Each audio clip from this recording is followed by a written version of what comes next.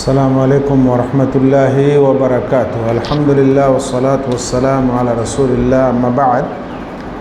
আমরা গত ক্লাসে পড়েছিলাম যে বিদআতকে ছোট বিদআত ও বড় বিদআতে বিভক্ত করা যায় কি না। উলামায়ে কেরামের বিভিন্ন মতামত অনুযায়ী শেষ পর্যন্ত এটা সঠিক সিদ্ধান্ত যে বিদআতকে ছোট বড় দুই ভাগে বিভক্ত করা যায়। আর ছোট বিদআতের সংজ্ঞা আমরা নিয়েছিলাম। আমরা বলেছিলাম ছোট বিদআত বলা হয় এমন বিদআতকে যেটা শাখা প্রশাখায় হয়, দিনের কোনো বিষয়ের শাখা প্রশাখায় যে বিদআত ঘটে, আর সেই বিদআতের পক্ষে কোনো ব্যাখ্যা থাকে যে ব্যাখ্যাটা খানিকটা গ্রহণীয়, সম্পূর্ণ নয়।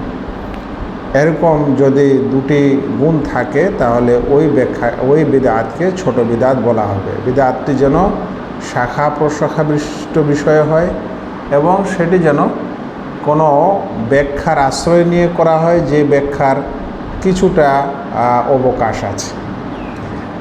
এটা বলার পর আমরা আজকে জানব যে তারপরে বড় বিদআত কাকে বলা হবে।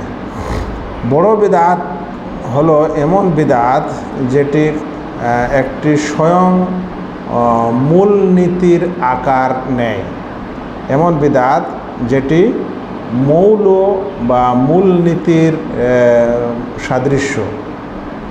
কায়দা শরীয়তে বলা হয়, ইসলামের দৃষ্টিতে বলা হয় কায়দা। কায়দা মানে মূলনীতি। এমন মূলনীতি বা এমন মৌল বিদআত যার উপর বিভিন্ন বিদআত প্রতিষ্ঠিত হয়, যার উপর বিভিন্ন বিদআতের ভিত্তি থাকে। তো এমন বিদআতকে বড় বিদআত বলা হবে যে বিদআতটি একটি মৌল নীতির মতো। তো মৌল নীতি যেমন থাকে আর সেই নীতির উপর বিভিন্ন নীতির স্থাপন হয়, বিভিন্ন নীতির সম্পর্ক থাকে, ঠিক বড় বিদআত বলা হবে এমন বিদআতকে যে বিদআতের উপর বিভিন্ন বিদআতের ভিত্তি থাকে। এটা হলো সহজ, যে বিদআতের উপর বিভিন্ন বিদআতের ভিত্তি থাকে। এটাকে বিদআতে মুরাক্কাবাও বলা যেতে পারে, এমন বিদআত যার সঙ্গে বিভিন্ন বিদআত জড়িত। আচ্ছা, তো এই যেই বিদআতের সাথে বিভিন্ন বিদআত জড়িত এবং তার রূপটা একটা মূলনীতির মতো, সেটা উদাহরণ একটা দেওয়া যাক। যেমন ওলামারা উদাহরণে বলেছেন, যেমন শিয়াদের বিশ্বাস যে তাদের ইমামগণ মাসুম। তাদের ইমামগণ, তারা যে 12 ইমাম বিশ্বাস করে, সেই ইমামরা মাসুম। যখন আপনি এই বিদআতের বিশ্বাসী হবেন, তখন তার বহু আকিদা এর উপর নির্ভর করবে, বহু বিদআতের উপর নির্ভর করবে। যেমন আইম্মারা রসুলের মতো মাসুম বা রসুলের চাইতে উত্তম, এভাবে তাদের কথাগুলিও সত্য। যেমন নবীর কথাগুলি মানতেই হবে, তেমন তাদের কথাগুলিও মানা যাবে। যেমন নবী সাল্লাল্লাহু আলাইহি সাল্লামের কথা হাদিস, তেমন তাদের ইমামদের কথাও হাদিস। এমনকি তাদের ইমামের ওই কথাগুলিকে মানে কোরআন ও সুন্নতের মতো নয়, বরং তার চেয়ে বড় করে দেখা হবে। এভাবে সেই বিদআতের কারণেই কিন্তু তাদের ইমামদের কথা আছে যে মাহদি বের হবে, অমুক গর্তে আছে, সেখান থেকে বের হবে। তো এ সকল কিছু ওই বিদআতকে কেন্দ্র করেই বা ওর উপর ভিত্তি করে বলা হয়। এভাবে আরেকটি উদাহরণ দিয়েছেন বিদআতুল খাওয়ারিজ, খারেজি সম্প্রদায়ের বিদআত, যারা বলেছিল যে কবিরা গুনাহকারীরা হচ্ছে কাফের।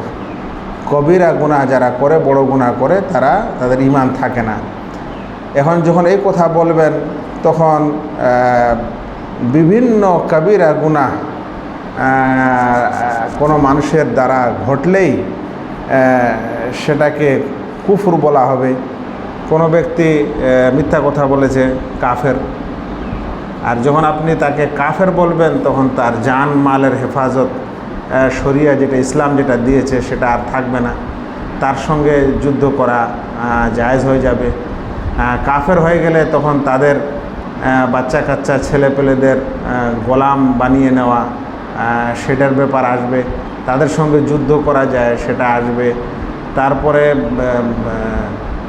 তাদের সম্পূর্ণ তারা খাওয়া যাবে না, সালাম দেওয়া যাবে না, বিবাহ শাদী করা যাবে না তাদের সাথে, এগুলো সব আসবে। এমনকি সে যদি তারা যাদেরকে আশ্রয় দিবে সেই লোকেরা বা তাদেরকে যারা সমর্থন করবে তারাও কাফের হবে। তাহলে এটা একটা এমন বিদআতি বাক্য যেটা একটা কায়দা নীতির মতো, আর সেই নীতির উপর বিভিন্ন বিদআত নির্ভর করছে। এরকম হলে সেটাকে বলা হয় বড় বিদআত বা কবিরা বিদআত। উল্লেখ্য, বিদআত বড় হলেই যে মানে সেটা কুফর হবে তা না, তবে অধিকাংশ কবিরা বিদআতগুলি হচ্ছে কুফর। অধিকাংশ, আমরা বলছি অধিকাংশ কবিরা বিদআত হচ্ছে কুফরি বিদআত, আর এই বড় বিদআতগুলি বিদআতে কুফরি, এটা অধিকাংশ। তবে কিছু বিদআত এরকম আছে যে তার উপর ভিত্তি হলেও সেটা কবিরায় পৌঁছায় না। যে আরও এমন কিছু বিদআত আছে যে বিদআতের সাথে বিভিন্ন বিদআত জড়িত, কিন্তু সেগুলো অনেক সময় কুফরে পৌঁছাতে পারে এবং অনেক সময় নাও পৌঁছাতে পারে। যেমন এই বড় বিদআতেরই অন্তর্ভুক্ত মাওলিদ, বিদআতুল মাওলিদ, মিলাদুন নবী উদযাপন করার বিদআত। যখনই কোনো ব্যক্তি এই মিলাদুন নবীকে বিদআত বলবে না বা এই বিদআতকে সমর্থনকারী হবে, তখন তার সাথে বিভিন্ন বিদআত জড়িত হয়ে যাবে। যেমন একটা বিশেষ দিনকে ইবাদতের জন্য নির্দিষ্ট করে নেওয়া, বিশেষ জিকির আজকারকে এই দিনে পড়ার জন্য নির্দিষ্ট করে নেওয়া, বিশেষ নিয়ম পদ্ধতি বের করা, বিশেষ কবিতা ইত্যাদি তৈরি করা। তারপরে ধরে নেন যে সেই মহফিলে বিশেষ আদব কায়দা রক্ষা করা, সেই মহফিলের মিষ্টি ইত্যাদিকে তাবারুক মনে করা, সেই মহফিলে রাসূল সাল্লাল্লাহু আলাইহি ওয়াসাল্লাম হাজির হন, উপস্থিত হন এটা মনে করা, তিনি রাসূল সাল্লাল্লাহু আলাইহি ওয়াসাল্লাম আমাদের দেখছেন ও শুনছেন এরকম মনে করা। তো যে বিদআত বিভিন্ন বিদআতের মা, সেটা হলো বড় বিদআত।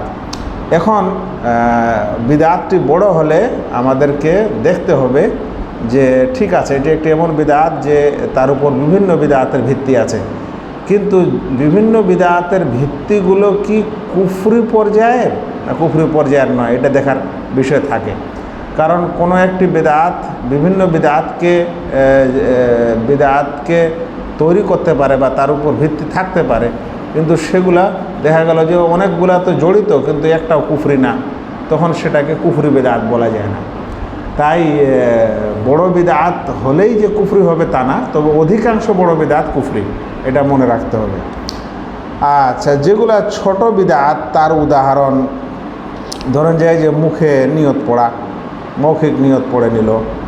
তারপরে ধরে নেন যে এই রমজান মাসে তারাবির কি বলে যে সাহারির সময় ডাক দেওয়া, যে ভাই সময় হয়ে গেছে উঠেন সবাই সাহারি করেন, এরকম।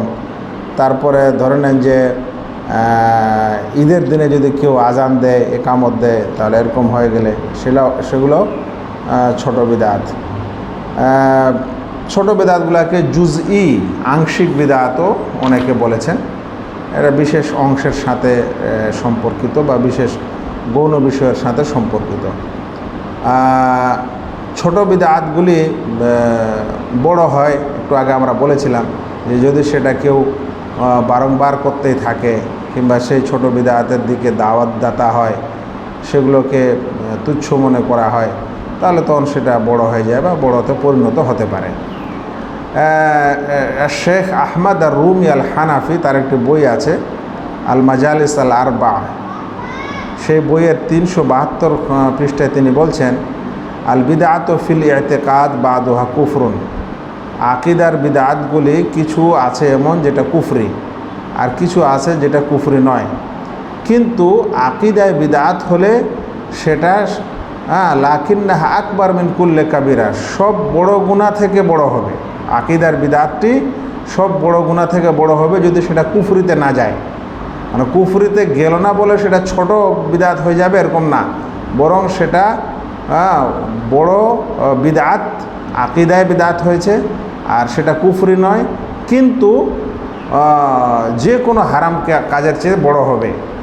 এখানে আমি যদি আপনাদেরকে মানে স্মরণ করিয়ে দিই যে ছোট শিরকের সংজ্ঞায় বলা হয়েছিল যে ছোট শিরকটা ছোট হয়ে গেলেই যে সাগিরা গুনাহ তা না, সেটা যে কোনো কাবিরা গুনার মধ্যে কাবিরা গুনার চাইতে বড় কাবিরা গুনাহ, যে কাবিরা গুনাহ মানুষকে ইসলাম থেকে বের করে না, এর সমতুল্য ওই সকল সাগায়ের হয়, মানে ছোট শিরক হয়। ঠিক এখানে কোনো বেদাত যদি কাবিরা না হয়, সাগিরা থাকে, তো তার মানে এটা নয় যে সেটা মানে মানে মানে যদি বিশেষ করে আকীদাগত বিদআত হয়, আকীদাগত বিদআতের কারণে কুফর হয়নি। আরেকটা হলো আকীদাগত বিদআত কিন্তু সেটা কুফরে পরিণত হয়েছে, কুফরে পরিণত হয়েছে তো শেষ, কুফরে যায়নি, তাহলে সেই বিদআতটা ছোট ধরতে হবে না। আকীদার বিদআতটা যে কোনো কবিরা গুনার চাইতে ভয়াবহ। আর যেগুলো সাগিরা গুনাহ, সাগিরা বিদআত এতেকাদে নয়, আমলে এবং শাখা প্রশাখা বিষয়ে, সেটা তো কুফরি ও কুফরির বিষয় নেই, আকীদারও বিষয় নেই, তাহলে সেটাকে সাগিরা বলা হবে এবং তার সম্পর্কে কিছু কথা ইতিপূর্বে বলা হয়েছে। এই সকল তথ্য আপনাদের এই জন্যই দেওয়া হচ্ছে যে বিদআতকে সম্পূর্ণরূপে বুঝতে হলে আমাদের বিভিন্ন সংজ্ঞা এবং বিভিন্ন আলেম ওলামার ব্যাখ্যা ও প্রকার ইত্যাদি সব পড়ে নিতে হবে। নেওয়ার পর তখন আমরা একটা সমাধানে আসতে পারবো। ইতিপূর্বে আমরা বিদআত কুফরি, গैर কুফরি পড়েছি, বিদআতের 3 প্রকার পড়েছি, আমলে, বিশ্বাসে এবং প্রত্যাখ্যানগত বিষয়ে। আবার ছোট বিদআত, বড় বিদআতের প্রকার হিসাবেও আমরা কিন্তু এটা শুনছি, যেন আমাদের কাছে একটা সাম্যক, একটা সার্বিক জ্ঞান থাকে বিদআতের সম্পর্কে। যে কোনো জিনিসকে চট করে বিদআত, হারাম, বিদআতি, সালাম কালাম ইত্যাদি বন্ধ, এটা বলা যায় না।